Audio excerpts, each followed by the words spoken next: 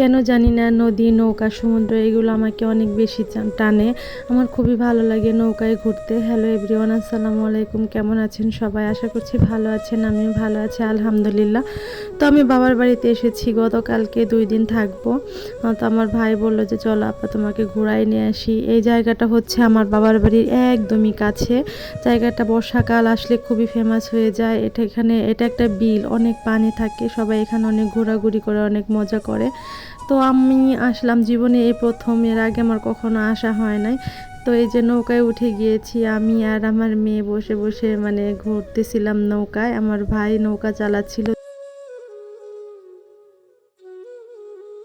যখন একদম ভরা বর্ষা ছিল তখন আমার ভাই আমাকে বারে বারে বলেছে আপু আসো তোমাকে নিয়ে ঘুরতে যাব, তোমাকে নিয়ে ঘুরতে যাব।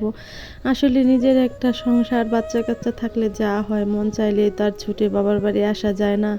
তো সময় সাপেক্ষ ব্যাপার, তো তখন আমার আসা হয় নাই। তো এই যে এখন আসছি, ভাই বলল যে চলো তোমাকে ঘুরাই নিয়ে আসি। তো আমরা ওখানে দাঁড়িয়েছিলাম, আমার ভাই ছোট দেখে একটা নৌকা ওখান থেকে রিজার্ভ করে নিয়েছে। সন্ধ্যা পর্যন্ত থাকবো আর কি। দেখেন সূর্যটা কি সুন্দর লাগতেছে না? গধূলি বেলায় সূর্যটা ডুবি ডুবি করছে, হয়তো 5-10 মিনিটের মতো সূর্য অস্ত চলে যাবে। একদিকে সূর্য ডুবে যাচ্ছে, অন্যদিকে ঠান্ডা ঠান্ডা বাতাস। তো আমার ভাই নৌকা চালাচ্ছিল আর আমরা মা মেয়ে বসে বসে এখানে বাদাম খাচ্ছিলাম আর হচ্ছে পরিবেশটা এনজয় করতেছিলাম। আমাদের আশেপাশে কিন্তু আরও অনেক নৌকা আছে, কিন্তু সেগুলো আমি ভিডিওতে আনিনি, যেহেতু সবারই একটা প্রাইভেসি আছে।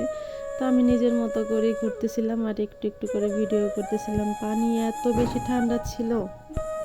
অলরেডি সন্ধ্যা হয়ে গিয়েছে, এখন আমরা নৌকা মানে কিনারের দিকে নিয়ে যাচ্ছি। ওই যে সূর্য অস্ত চলে যাচ্ছে, আমরা এখন বাসায় চলে যাব।